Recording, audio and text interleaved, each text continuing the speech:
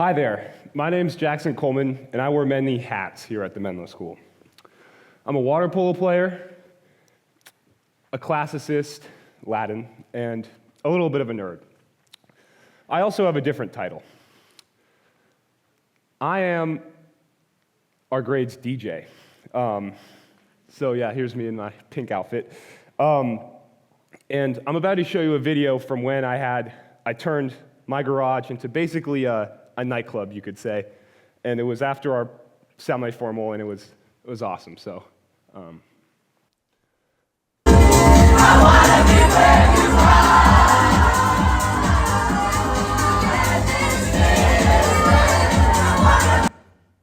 There's a second one.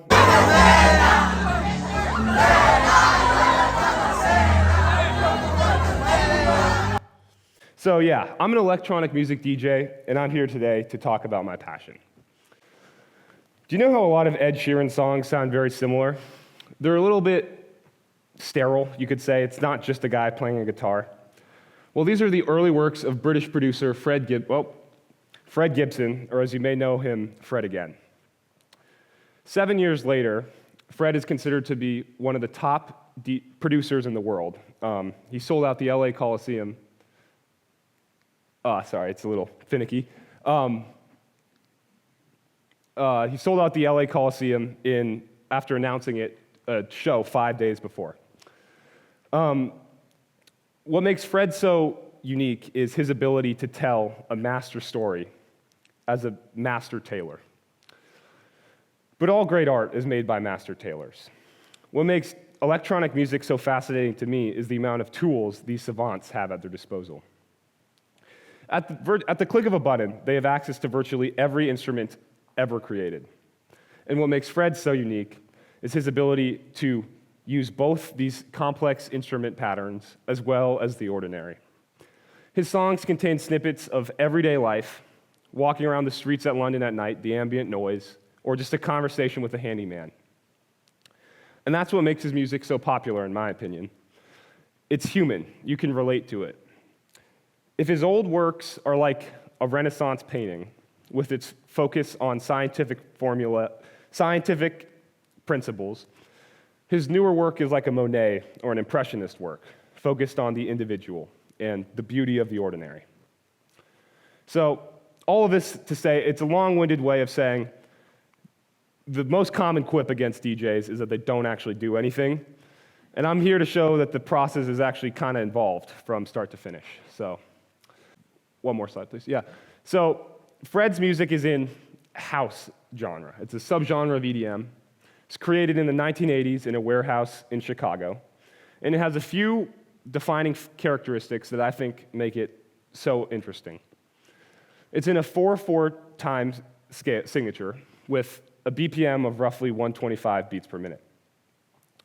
Coincidentally, when you're dancing, your heart rate is about 125 beats per minute. This has the effect of kind of tying your soul to the music, where the drum patterns are kind of like your heart beating.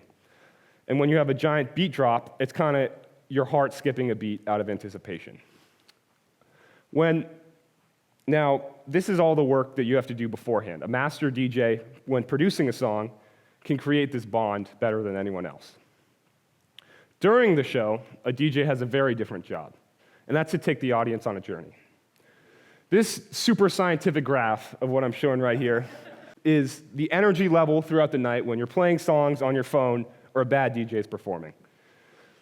Throughout each song, people will start dancing, but then they'll go back to drinking or hanging out with friends. And then if that happens too many times throughout the night, people will stay separated.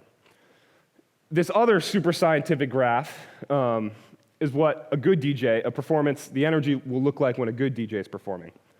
It'll maybe start off slow when people are gathering, and then you might have that one song that everyone gets together with, and then you pump the brakes all for your grand finale.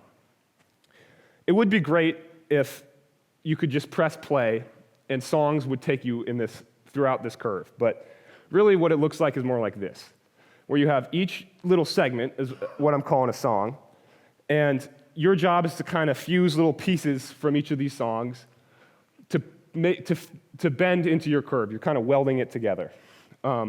And so that's the scientific part behind DJing. Your job is fusing these pieces together. The art comes in is choosing what this curve will look like. So you might have further spaced, you might have more higher peaks, you might have them closer together, and that's what makes a DJ show different from one to the next.